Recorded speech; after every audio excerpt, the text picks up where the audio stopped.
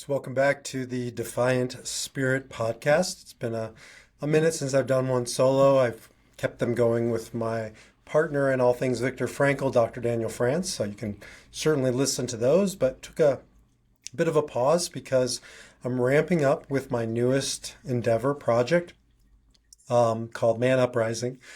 Man Uprising is for men who want to rise up in the second half of life.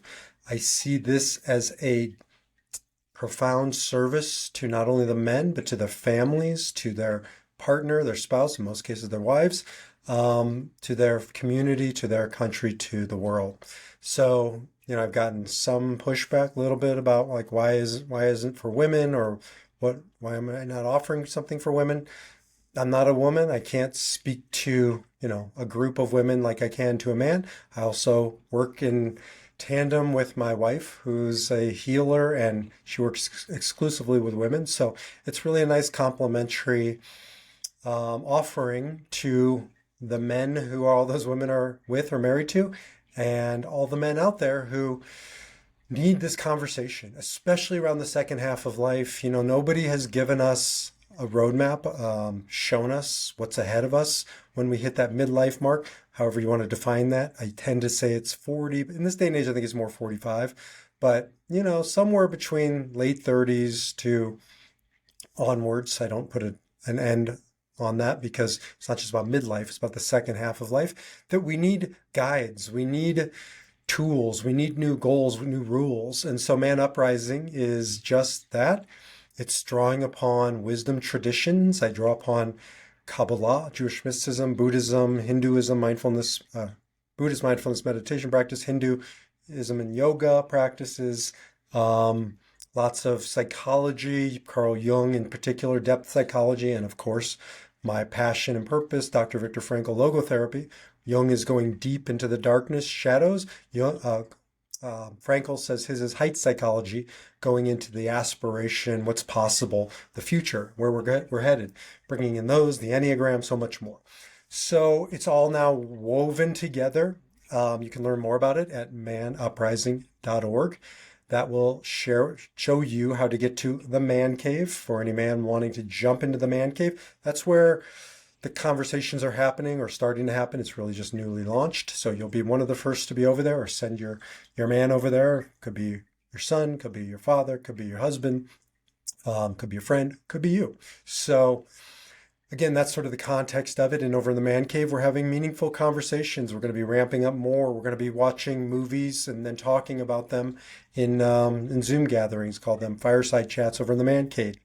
So we're going to have peer groups. We already have one. We're launching another one here in Denver, but we'll be launching them virtually, and we'll be scaling it out eventually beyond virtually around the country. So that's sort of an overview of the Man Uprising philosophy or direction.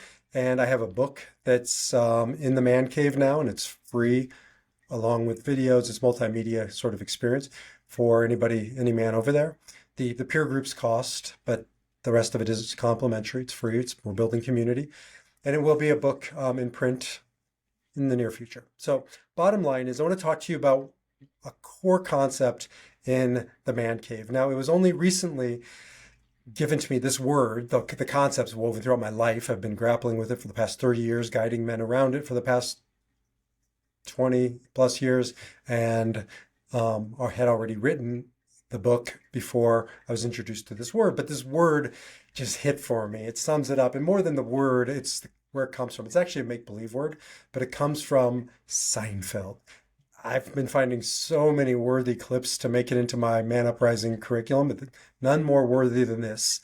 It's, and I'll put a link to it below. It's when Cosmo Kramer, and you just gotta love Cosmo, comes running in as he always does to Jerry and says, Jerry, I have something about, I'm out of control. My animal magnetism has now crossed the line. He had attracted to himself a nun to the point where she was so attracted to Kramer, she was about to leave the church. And Kramer was, torn up about this. And Jerry thought it was, ridiculous, not possible. lo and behold, if we find out he actually does have this primal animal magnetism. He goes to the church, he confesses to the priest, and the priest says, you know, in a thick, I don't know what accent, Hungarian accent or something, you have the Kevorka, the Kevorka. And he's like, what's the Kevorka? The primal animal desire. And you can feel it has like this satanic, devilish quality to it. So they want to expel it from Kramer's life. He gives him this concoction of garlic cloves and vinegar, and then something else, and he doesn't say what, and we cut to the next scene. As an aside, put in the chat below what you think the other ingredient or ingredients were that the priest gave Cosmo Kramer to get rid of this primal animal magnetism, to finish up the formula of the Kevorka. I think it's an interesting question. Anyways, the next few scenes are Kramer wearing this stupid concoction, and lo and behold, the Kevorka is gone, and that's something to be celebrated. Kevorka is real. It is absolutely real. It's a thing. Primal animal desire, magnetism. You know it when you're with somebody who has that thing. And oftentimes it's, you know, I'm only speaking to men here because, again, this man uprising, it's felt in the 20-something-year-old man. Like almost every 20-something has it.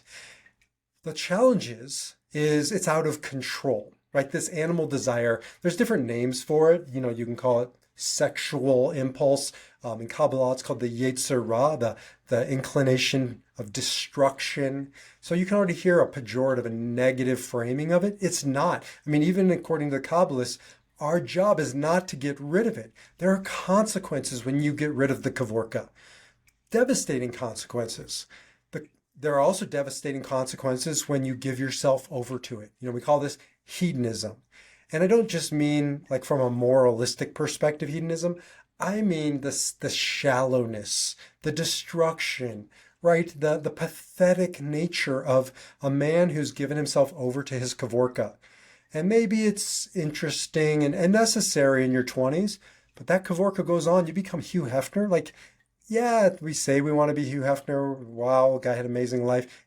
It's pathetic. I mean, his legacy is he went wide, very wide. He did not go deep. That is not a legacy. At least men rising up in the second half of life want. Yeah, you want to go wide for a while. And I'm not just talking about sexual partners. I'm talking about across the surface of life, trying everything and letting that drive take you out into the world to do what you love. And even if it's not necessarily good for you, to at least have had the experience.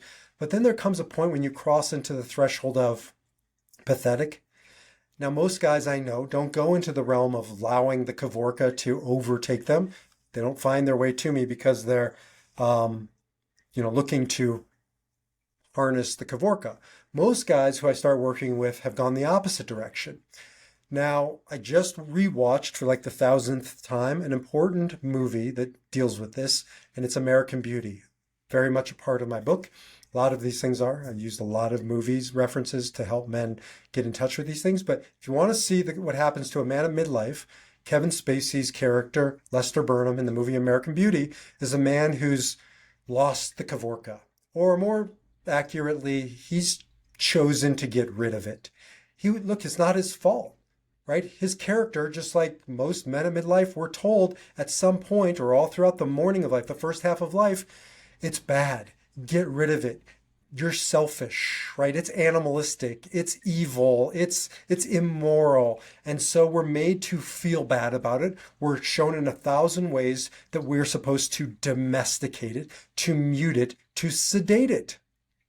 And when I meet a lot of men in the what I call high noon of life, there's morning, 20s, 30s, there's afternoon, 40s, 50s, 60s onwards, there's high noon, somewhere in between there. I usually call it 40.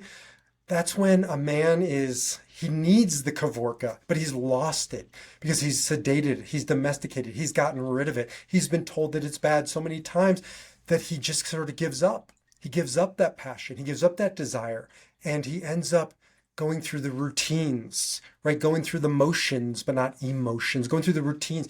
I was told the routine is simply a rut, and a rut is simply a grave with both ends knocked out. Now, it doesn't mean you shouldn't commit to another a partner, to a marriage, to a woman, and settle down. It doesn't mean you shouldn't stay in your job and be responsible. It doesn't mean that you shouldn't harness your Kevorka. You should, but that's the word.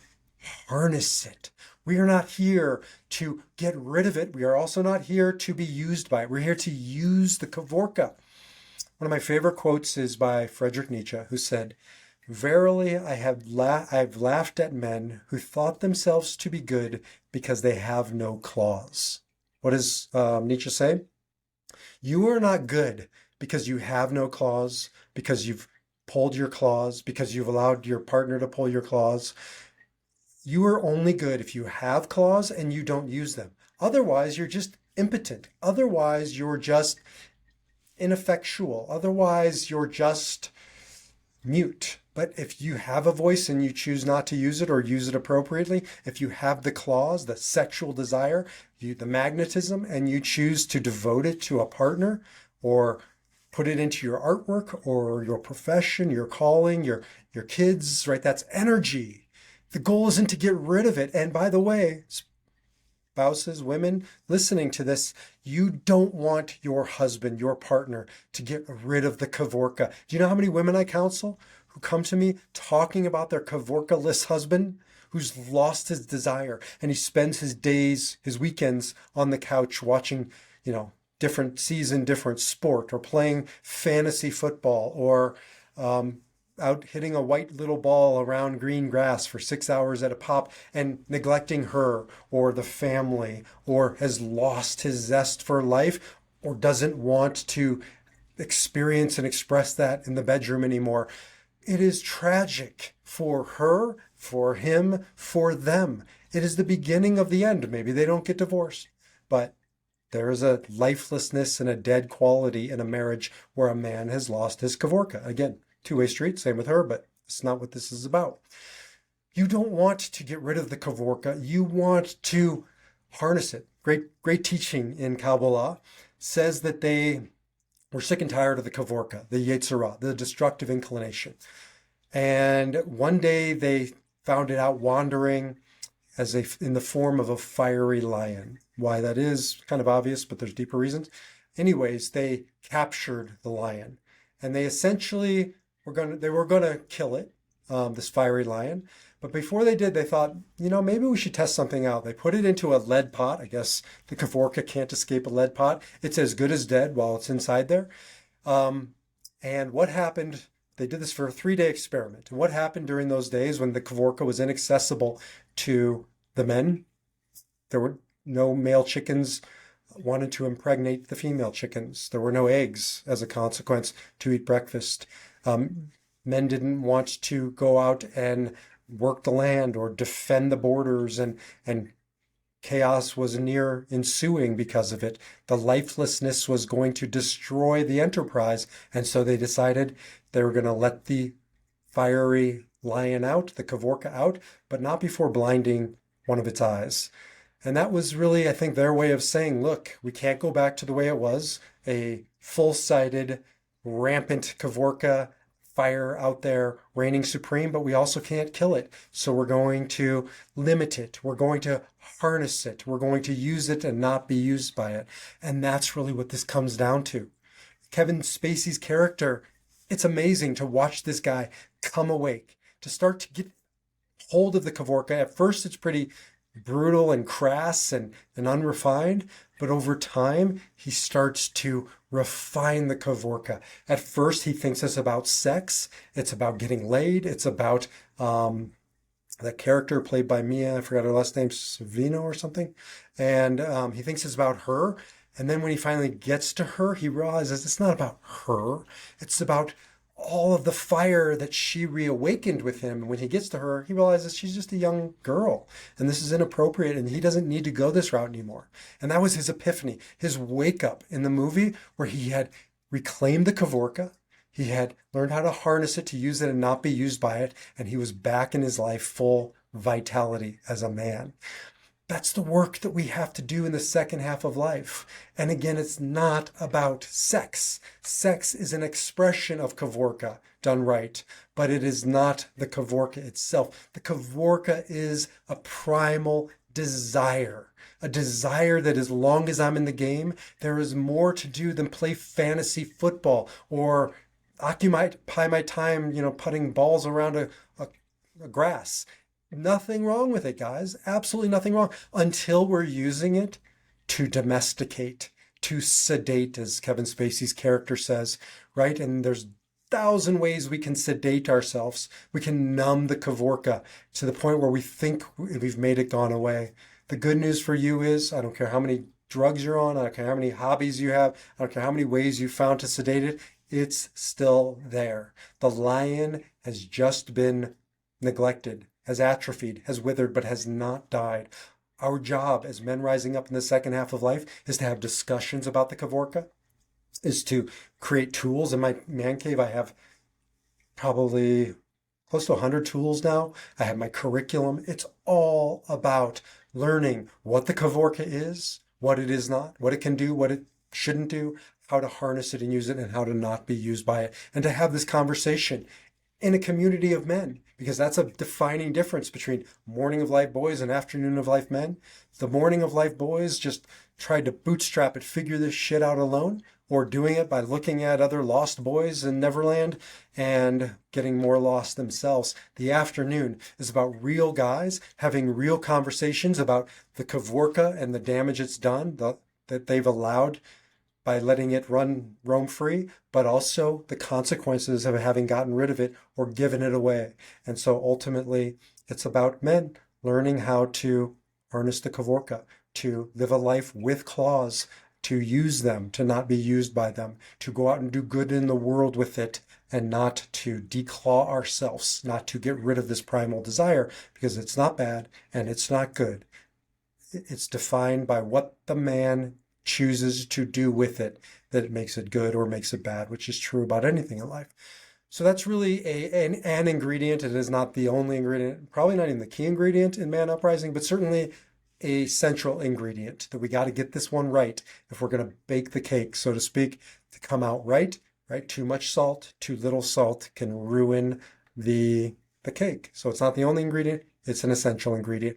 If you want to have conversations about the Kevorka, by the way, that'll be our first Man Uprising movie coming soon. I haven't set a date, but it'll probably be in early May that we're going to gather. We're going to watch the movie ahead of time. You're on your own for that. The movie's American Beauty and the Kevorka clip. And we're going to talk about in the man cave over a Zoom fireside chat. You can join us live. What the Kevorka is and how it's played out or hasn't played out in our lives.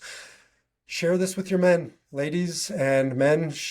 Jump into the man cave. Again, you can get there by just going to manuprising.org. Share it with your friends who are men, midlife onwards, define that however you want. Again, loosely 40 and onwards. It's up to you, who are ready and willing and wanting to rise up in the second half of life. I'll see you over in the man cave. Until the next time, rise up in the second half of life.